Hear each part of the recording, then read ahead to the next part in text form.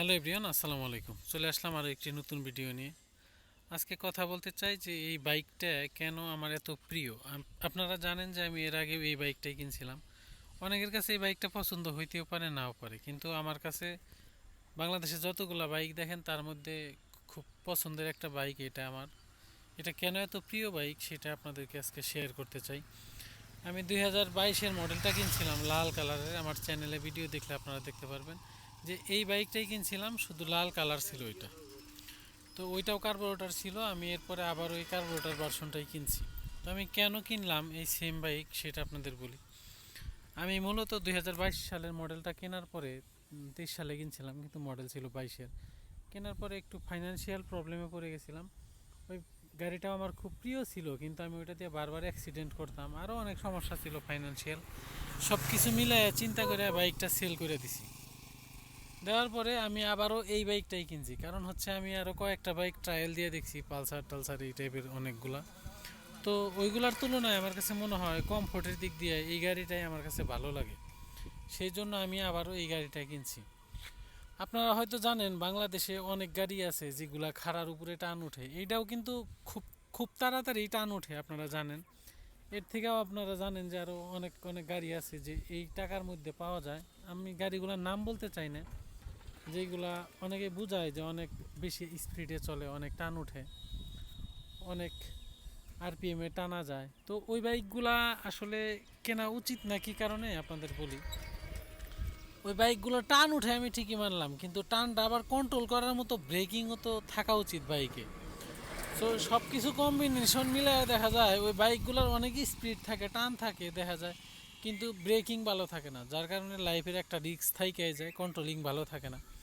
আপনি যদি এই সুজুকি জিক্সারটা চালান তাইলে আপনি বুঝবেন যে এটা খুব তাড়াতাড়ি টান ওঠে খাড়ার উপরে। মনে করেন যে আপনার 120-25-এ উঠে যায়, এটা সময়ই লাগে না। বিশেষ করে কার্বোরেটর ভার্সনটা আরও বেশি তাড়াতাড়ি উঠে, যেটা আমি কিনছি।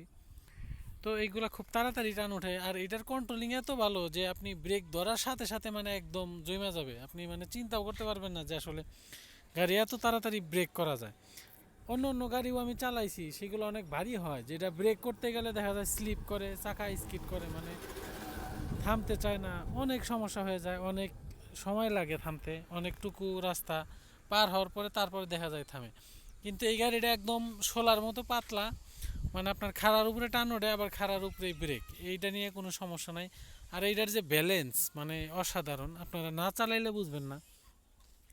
যারা এই বাইকটা এখন পর্যন্ত চালান নাই তারা কমেন্ট করে লাভ নাই। যারা এমনি নর্মাল পালসার টালসার ডিসকভার এই টাইপের গাড়ি যারা চালাইছেন, আমি পালসার খারাপ বলি না, ওইটাও ভারী অনেক ভালো গাড়ি, কিন্তু ওইগুলার তুলনায় মানে এই টাকার মধ্যে মানে এর থেকে বেটার গাড়ি আর হইতে পারে না। আমি কিনছি দেখে এরকম না, যারা যারা এই গাড়িটা কিনছেন তারা অবশ্যই কমেন্ট করতে পারেন, এবং আপনারা যারা অন্য গাড়ি কিনছেন তারাও কমেন্ট করতে পারেন যারা এটা চালাইছেন যে আসলে এই গাড়িটা কেমন। পছন্দের একটা বিষয় থাকে, তারপরেও আপনার যদি ভালো না লাগে এটা কেনার দরকার নাই, অন্যটাই কিনতে পারেন। তো আমার কাছে এটা বেস্ট মনে হয়েছে, সব কিছু টাকা এবং মাইলেজ, টান সব কিছু মিলায়, লুকটা কিন্তু আমার কাছে খুবই ভালো। অনেকের কাছে আবার এই যে লাইট, হেডলাইটটা এটা ভালো লাগে না, এখানে কাটা, কিন্তু আমি এই লুকসটা দেখেই মূলত এই বাইকটা কিনছি, আমার ভালো লাগে। রাতের বেলা যখন এটাতে আপনি রাস্তায় চলবেন দেখবেন যে পুরো রাস্তা একদম আলোতে ভরপুর, কোনো সমস্যা হয় না। এটার কন্ট্রোলিং এবং সব কিছু মানে একদম আমার কাছে মানে 100% অ্যাকুরেট মনে হয়। আপনাদের কাছে কেমন এটা মনে হবে জানি না, কিন্তু আমার কাছে এটা খুবই ভালো লাগে, যার কারণে এই বাইকটা নিছি। আপনারা চাইলে এটা নিতে পারেন নির্দ্বিধায়, কোনো টেনশন নাই। এখন 2,40,000-এর মধ্যে হয়তো পেয়ে যাবেন, ঈদের মধ্যে হয়তো ডিসকাউন্ট দেবে 7-8 হাজার। তো এই বাইকটা কেনার মূল কারণ হলো এটাই যে এটার কন্ট্রোলিং প্লাস হচ্ছে ফিটনেস, সব কিছু লুকিং, মানে আমার কাছে এটা খুবই ভালো লাগছে, যার কারণে আমি বাইকটা নিচ্ছি। আপনারা চাইলে এটা নিতে পারেন। এই যে পালসার যাইতেছে, পালসারের কথা কইতে কইতেই, পালসার গাড়িও খুব ভালো, মাইলেজও ভালো দেয়। এই যে FZ-আর একটা V2 যাচ্ছে, এগুলোও ভালো, কিন্তু ওইটার তুলনায় এটার টান উঠে বেশি তাড়াতাড়ি, এটার লুকিংটাও অনেকটা ভালো ওইগুলোর থেকে। তো যাই হোক, ধন্যবাদ সবাইকে। যারা এই গাড়িটা নিতে চাচ্ছেন তারা কিন্তু এটা নির্দ্বিধায় নিয়ে নিতে পারেন, কোনো সমস্যা হবে না। আর ছোট্ট একটা কথা বলি, এই গাড়িটার একটু মেনটেনেন্স খরচটা বেশি, মানে সুজুকির পার্টসগুলোর দাম একটু বেশি নষ্ট হইলে। তো আপনারা এই জিনিসটা মাথায় রেখে পরে এই বাইকটা কিনেন। যাই হোক, ধন্যবাদ সবাইকে।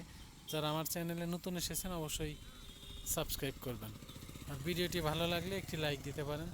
আমি আমার রিয়েল এক্সপিরিয়েন্স থেকে কথা বলার চেষ্টা করি আপনাদের সাথে।